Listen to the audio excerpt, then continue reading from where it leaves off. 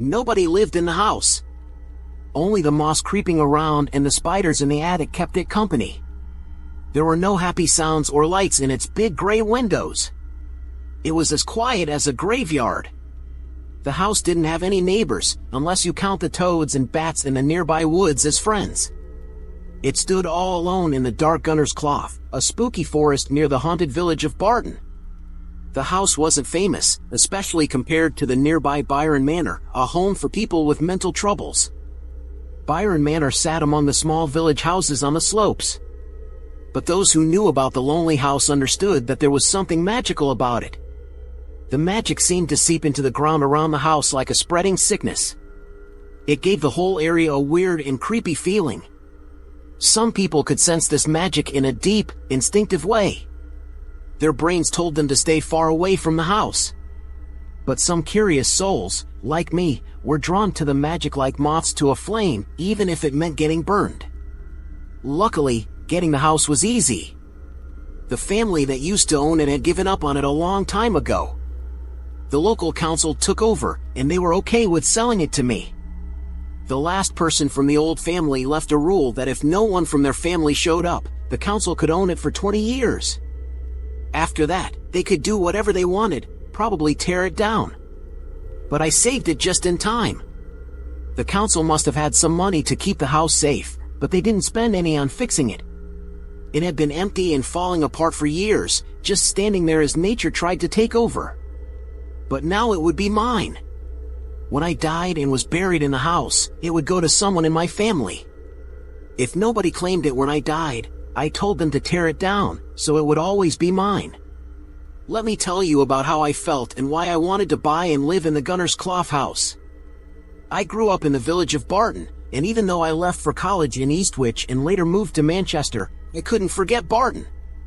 It held too many memories, both good and bad. I remembered the summers running around the woods and the narrow, crooked alleys of Barton. Even when I went back to Barton on my days off, I couldn't shake the connection.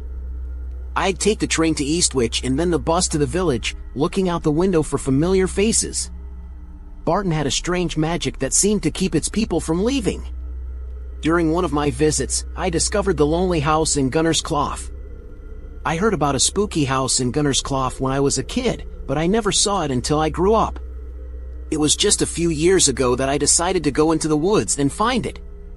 I walked past the old stream that turned all black and gooey, past the weird gray stones they called pixie thrones, and under the wych elms covered in ivy. Those trees shaded the brown earth where nothing really grew. Finally, I stood in front of the house, feeling both scared and amazed. The windows were all grimy, and the door was boarded up, but it seemed like the house was calling me. It felt like I belonged there. That day, I came face to face with a legendary place, a story only whispered about by the old folks in Barton who wouldn't be around for much longer. My fascination with death and spooky houses started when I was really young, just like how most things in our minds do.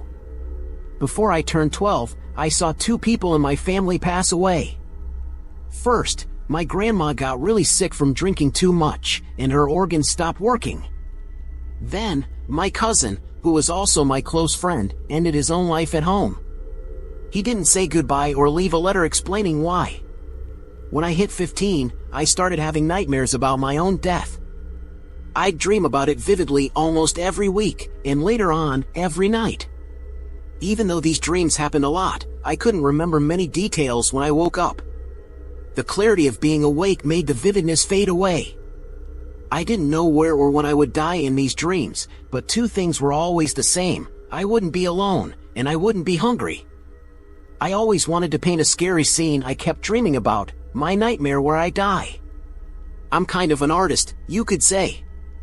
But, no matter how hard I tried, I couldn't capture that last moment in my paintings. Something was missing, something I needed to find in my mind. So, I decided to buy the old house in Gunner's Clough. It would be my inspiration, helping me remember the old days in Barton. I wanted the house to stay the way it was, falling apart and all. That's the only way it could help me paint my best picture. After doing the paperwork, I had to go to Manchester for some work, leaving Barton behind for a week. I asked a guy named Mr. Fisher to take care of a few things at the house while I was away. The house didn't have electricity, but I was okay with using gaslight. I needed water and new doors with locks, though. Some of the windows in the house needed fixing, but I told Mr. Fisher to only replace the ones that were too broken. I wanted to keep as much of the original glass as possible. He also said the land around the house needed work. The old fence was falling down in a lot of places, and the gardens were all wild and tangled with the woods. But I wanted to leave them alone, just like that. The things that kept me away from my new house were making me really impatient. I wanted to be there so bad, and not being close to it felt like I was going crazy. Sorry to interrupt, but I love sharing stories on my channel. With just 8 subscribers, it's a bit demotivating. I work hard on my videos, so getting likes and subscriptions means a lot. Could you please support my channel by liking and subscribing? It's a small but meaningful reward for my effort. Thanks. After subscribing, share your name in the comments. I'll give you a shout out in my next video as a heartfelt thank you. Now, let's continue the story. I rushed to finish all my stuff in Manchester and got back to Barton earlier than I thought. I went to see Mr. Fisher, and he said everything I asked for was done. After signing some papers, I got the keys and went straight to Gunner's Clough, feeling super excited. There were 2 ways to get to the house. The first was a not-so-good path from Elmwood Road, turning into a messy and used trail in the woods.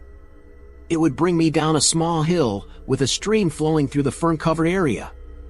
From there, some old stone steps covered in green stuff led up to the back garden of my new home. The second way was faster and my favorite. It went through Barton Parish Cemetery, leading to the Gunner's Clough from the back. This path took me through the trees, and after a nice walk, I'd end up at the front of the house. That's the way I like to go. The tall wych elms stood at the end of the graveyard, welcoming me into Gunner's Clough. The sun disappeared as the twisted branches covered the sky, making everything dark and quiet real fast. I want to stress the quiet part because it was super eerie. No birds or bugs were making any noise as I walked deeper into the trees. I started to think maybe the creatures of Gunner's Clough were being silent out of respect because a new boss, me, had shown up. All of a sudden, the house came into view, and it brought back the kind of scary feelings I used to have when I was a kid. But this time, I was excited, not scared. I picked up my pace, not because I was afraid of the dark trees or the spooky quiet forest, but because I was so pumped up with excitement. The house was right in front of me, and I couldn't believe my eyes. Just like when I saw it as a scared kid, I dropped my bags and stared at the huge and awesome structure. The windows were fixed, but some of the old smoky glass was still there, making it hard to see the repairs. Like everything else around, the house had this creepy feeling about it.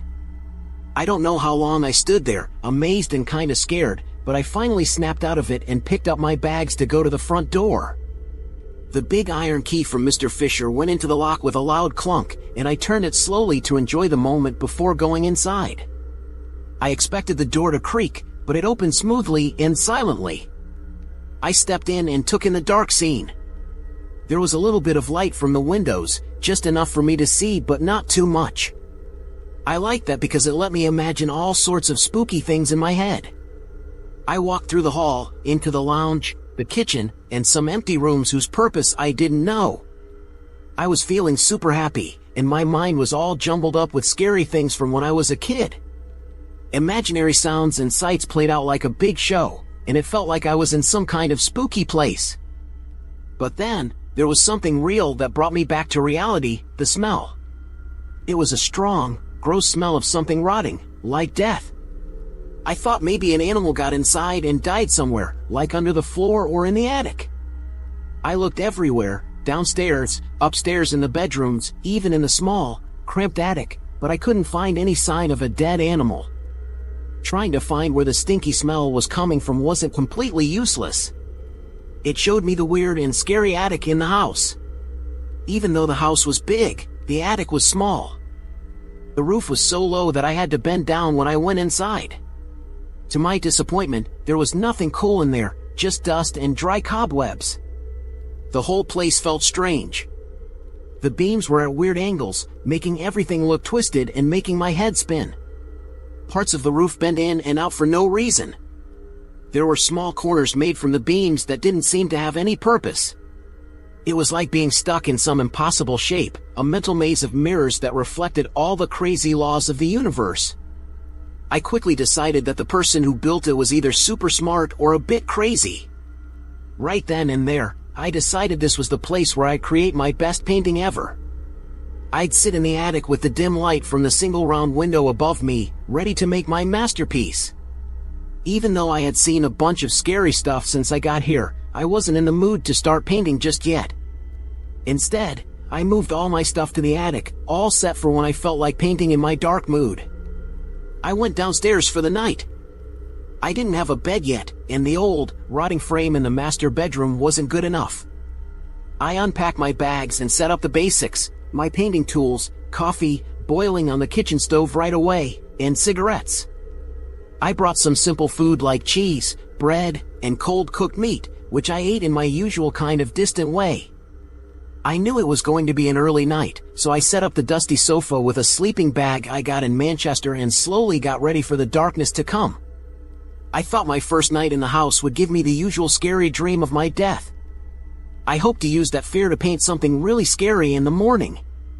But the dream didn't come the way I expected. Instead, a whole new scary thing started playing out in my mind when I closed my eyes. I found myself in a maze of tunnels dug into the earth, wet and slimy to the touch. I knew I was underground, but I couldn't tell how deep. I only had a small hand lamp for light, and I walked along the twisting corridor with no idea of where I was going. Strange sounds echoed all around me, like half barks and hushed voices. I strained my ears to understand the words they were saying. I could only catch a few words, but what I heard scared me a lot. They were saying things like, "He has come, shall we feast?" and "Quiet, he is listening." I saw weird shapes moving just outside where I could see, creepy dog-like faces grinning at me with a hunger in their eyes. Half-human eyes rolled around in the shadows, making fun of me. I tried to run, but I slipped and fell hard. Usually, you'd wake up when you fall in a dream, but not this time. My lamp broke on the ground, and the light disappeared, eaten up by the dark. Then they came for me, so many eyes, big and misshapen. Claws grabbed me like tight iron grips, and in the darkness, I felt my body lift off the floor. Suddenly, everything changed. Now, I was in the attic, sitting in front of my canvas, trying hard to see what I had painted. A loud noise started below me, getting closer and closer. Panicking, I grabbed a brush and tried to finish my painting in a hurry. Then, slowly, the attic hatch, a small square on the floor by my feet, opened up, and those almost human eyes were back, looking at me with creepy desire. I screamed and then woke up. I woke up on the sofa, feeling all cold and sweaty. I checked around, half expecting some spooky enemies to be waiting for me, but luckily, I was all alone. Sunlight was coming through the window, and when I looked at my watch, I saw it was already 2:15 in the afternoon. I overslept big time. Even though I napped longer than usual, I didn't feel refreshed at all. In fact, I felt the opposite and could have slept even more if I wasn't a disciplined person. I made some breakfast and went to the back garden. I lit a cigarette and walked around in the cool air, looking at the woods. Unlike when I first got here, there was now a lot of activity among the creatures in Gunner's Cloth. All kinds of animals were making noise, singing, chirping, and croaking happily. The noise got so loud that I finished my cigarette quickly and went back inside, pulling my collar up against the cold. I still didn't feel like painting, and I avoided going to the attic all day.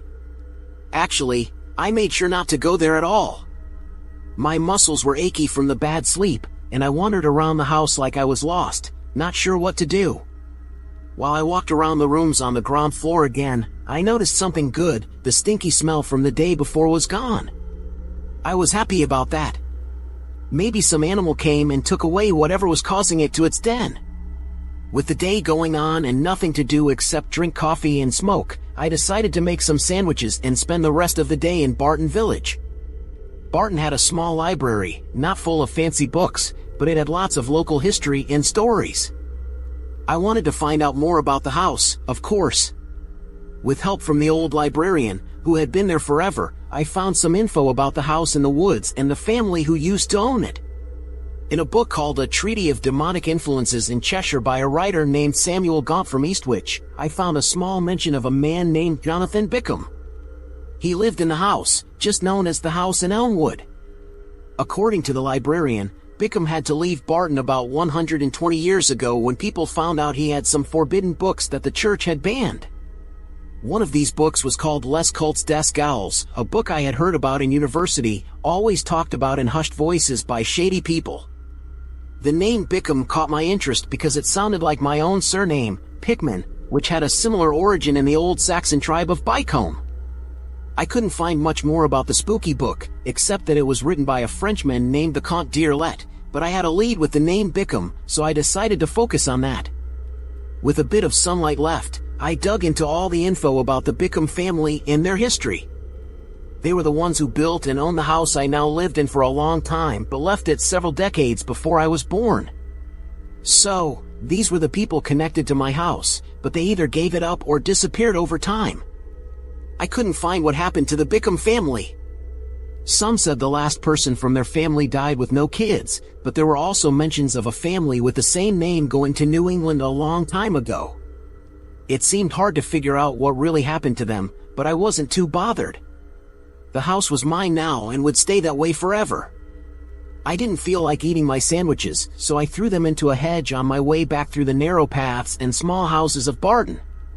The setting sun covered the village in crazy shades of oranges and pinks, making long, weird shadows that turned regular things into scary stuff. When I opened the gate for my quick way back, I saw a chance to learn more and jumped on it really fast. In the graveyard, I looked through row after row of old tombstones, hoping to find the name Bickham. I searched excitedly, but sadly, my hunt ended in sadness. None of the stones had the name I was looking for. It really bummed me out that I couldn't find a single Bickham in that quiet place. Feeling defeated and a bit grumpy, I went back home. As I walked along the darkening path through the woods, I noticed again that there were no animal sounds. I figured most of the creatures making noise in the morning were probably asleep now, but the silence felt heavy and followed me all the way back home. I lit the gas lamps in the lounge, taking in the quiet room that would be my bedroom for the night.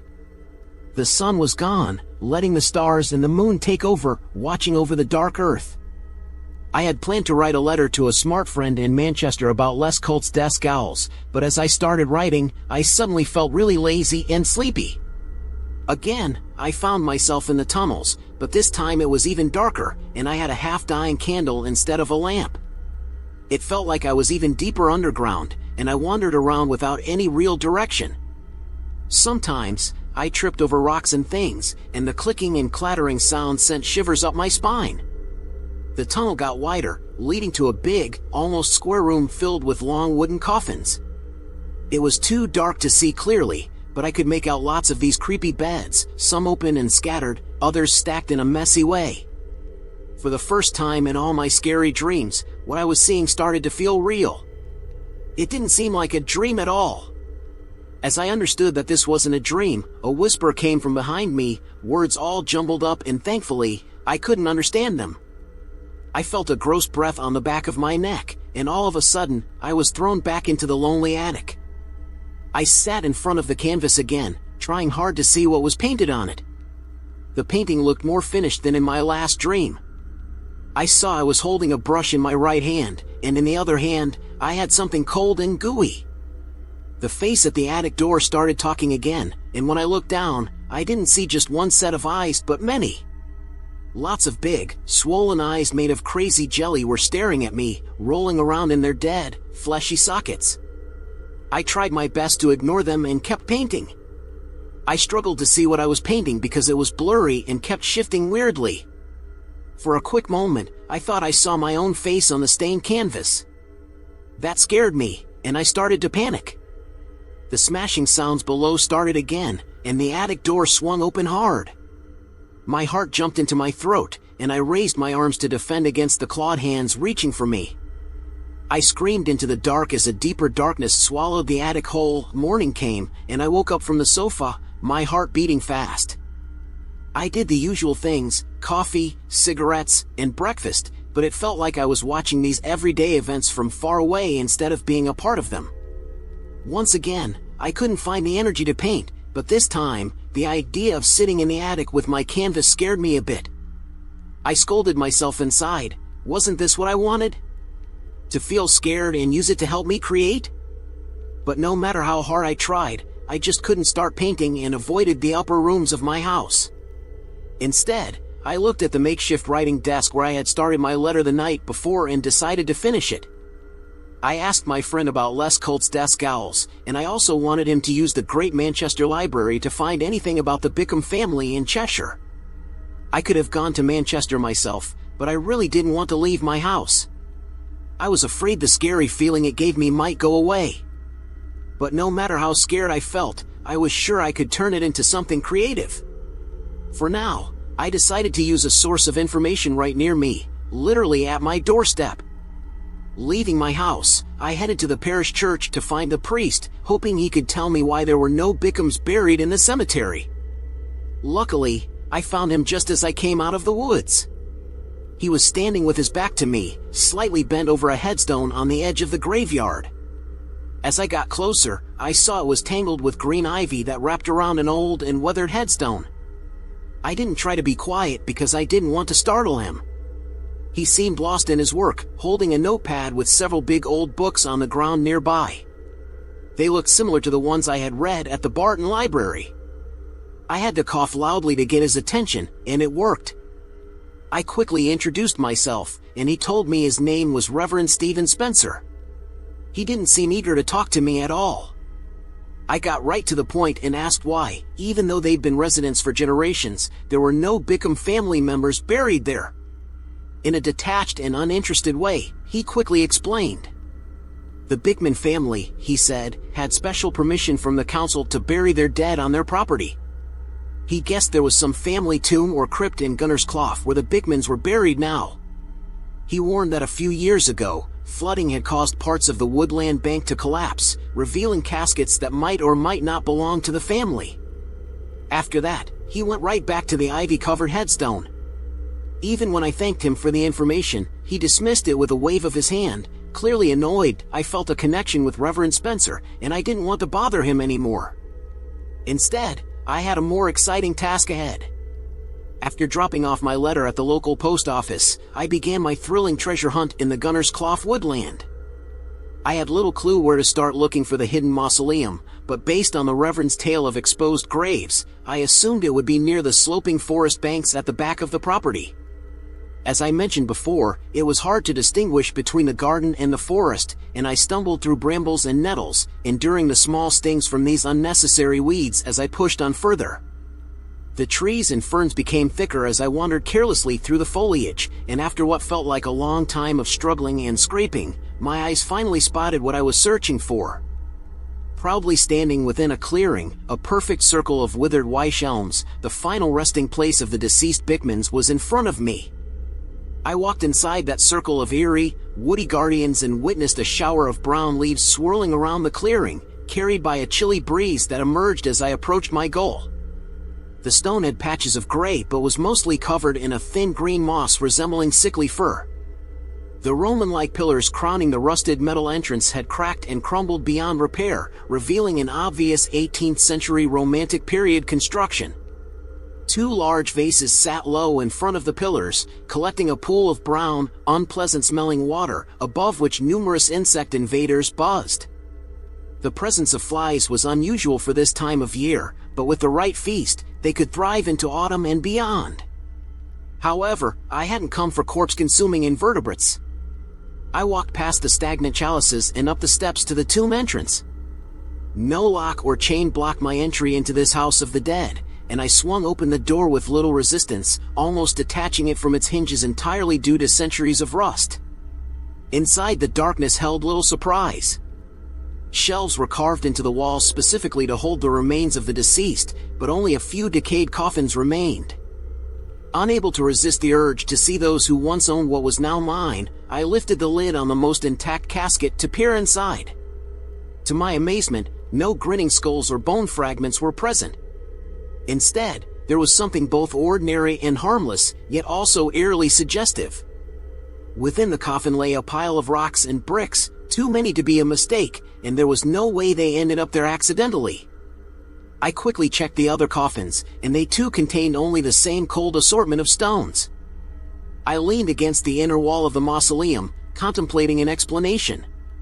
Just as one was forming in that dark corner of my mind where fantastical ideas emerge, I noticed something on the floor that had escaped my earlier investigation: a door. A stone hatch, adorned with a thick, rusted ring, lay at the back of the tomb, fitting into the floor. Though covered in rocks, debris, and dust, the unmistakable outline of this hidden entrance caught my eye. I hurried over, dropped to my knees, and cleared away the sediment of ages until the trapdoor was free. The ring proved stubborn, but bracing myself, I pulled with all the strength my feeble frame could muster. In a moment of triumph, the trapdoor yielded, revealing its secret. Once the lid was removed, I was met with a thin cast iron ladder, bolted to the side of the cavity, leading directly downwards into the darkness below. I inwardly cursed for not having a source of light with me, then remembered my matches in my trouser pocket. As I walked along the darkening path through the woods, I noticed again that there were no animal sounds. I figured most of the creatures making noise in the morning were probably asleep now, but the silence felt heavy and followed me all the way back home. I lit the gas lamps in the lounge, taking in the quiet room that would be my bedroom for the night. The sun was gone, letting the stars and the moon take over, watching over the dark earth. I had planned to write a letter to a smart friend in Manchester about Les Colt's desk owls, but as I started writing, I suddenly felt really lazy and sleepy. Striking a match against the stone floor, I hesitated as its feeble glow illuminated the underground passage. Clearly, it wouldn't provide much light, and in a more reasonable state of mind, I might have returned to the house for a lantern. Yet, having come this far, a longing to press forward overtook me. I descended the ladder, relieved to find it surprisingly sturdy despite its age.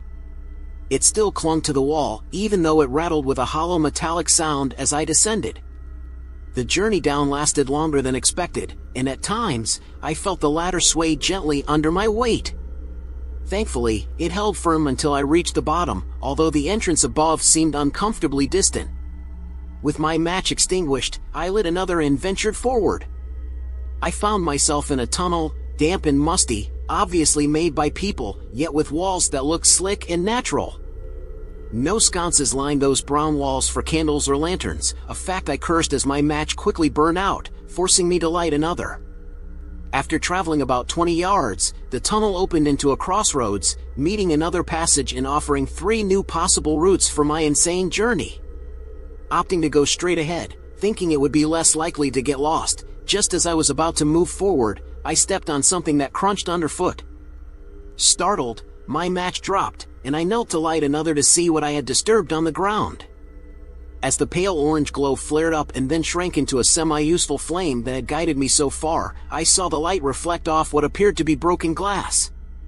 Looking around, I instantly recognized what was cast upon the floor of that nightmarish burrow. It was my lamp, the one I had dropped and shattered during that insane dream I experienced several nights ago. Panicking, I knelt down and picked up the shards, frantically examining them in the hopes that I was wrong. I bounced back and forth between thinking clearly and feeling like I was going crazy. How could this be? While contemplating the madness of my situation, I suddenly sensed a presence behind me. I stood there, unable to move. Although I knew I was awake, I closed my eyes, hoping against hope that I was wrong.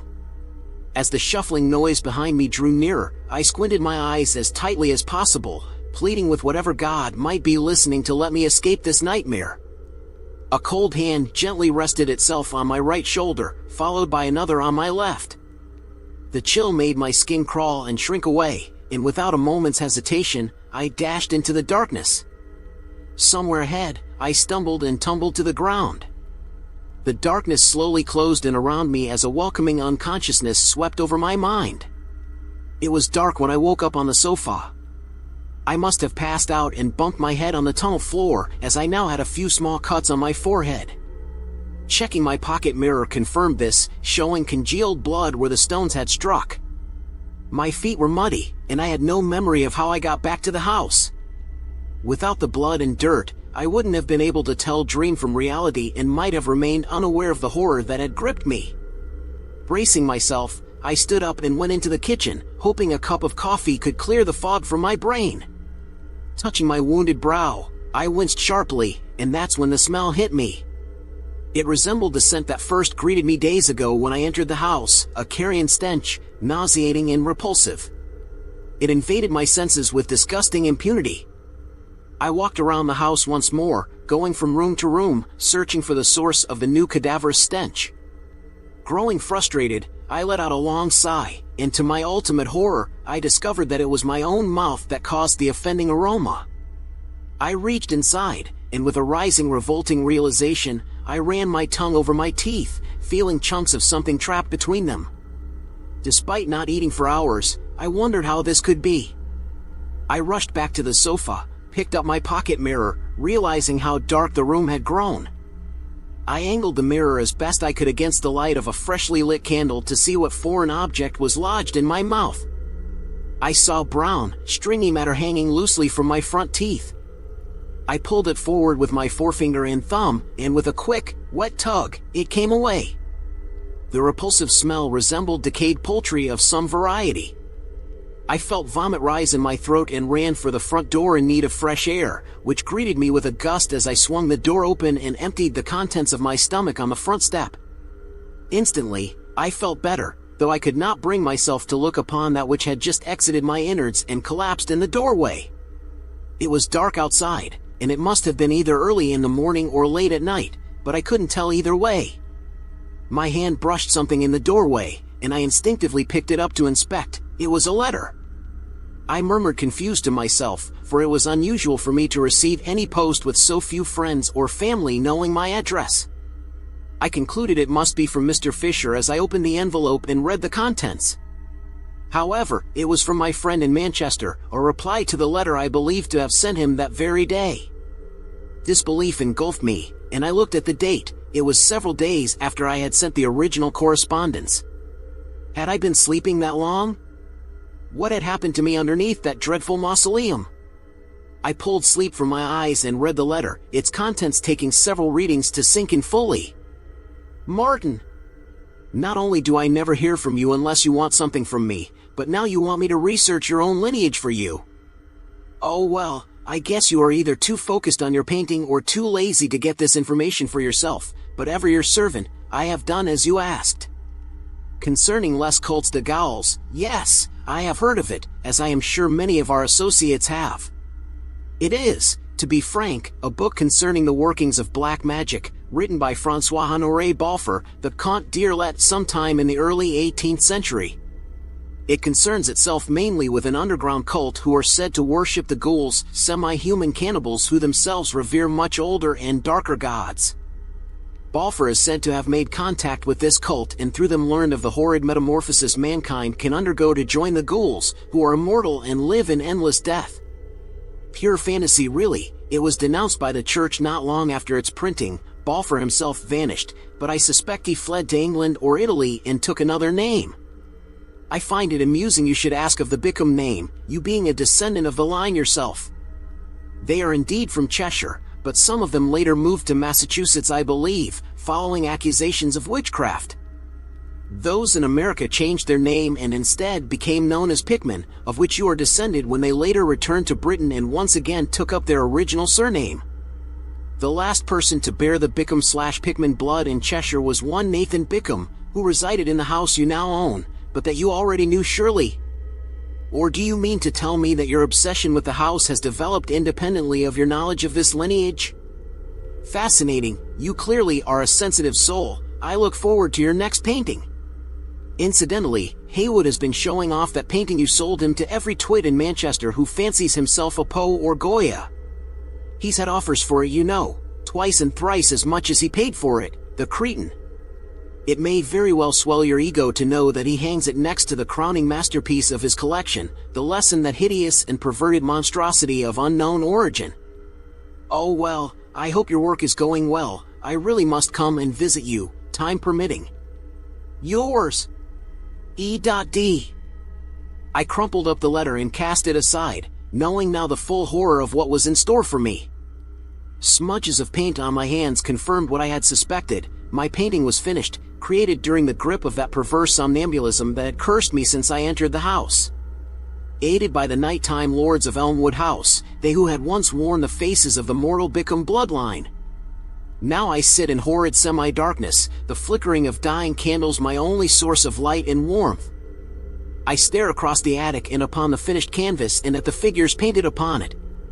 They almost come to life as my eyes adjust to the blackness. I can see hordes of white-fleshed naked corpses clambering and colliding into a pile of madness and cadaverous peaks, upon which I have painted myself sat atop. A slab of meat has been painted clutched in my hands and a look of unbridled lust portrayed on my face. I can hear the horde below me, crashing and breaking through the house. They are coming for me, coming to welcome one of their own into the pack. This is how I will die. This is how I always knew I would die. Even though I now understand the horrid truth, one detail still eludes me. They are here to force upon me that last and final act that will secure my place in their immortal ranks for all time, until the stars die and the old ones are free once more to roam the dark corners of man's domain. What I do not know, however, is this: when the end comes and I look upon that lifeless flesh in my hands, will I lick my lips with glee as the painting shows I will? Or will my weak and feeble body instead provide the feast for those hideous tenants who even now slowly open the door to the attic and who, since time immemorial, have laired beneath the Elmwood House? The house in the woods. The house of dead gods.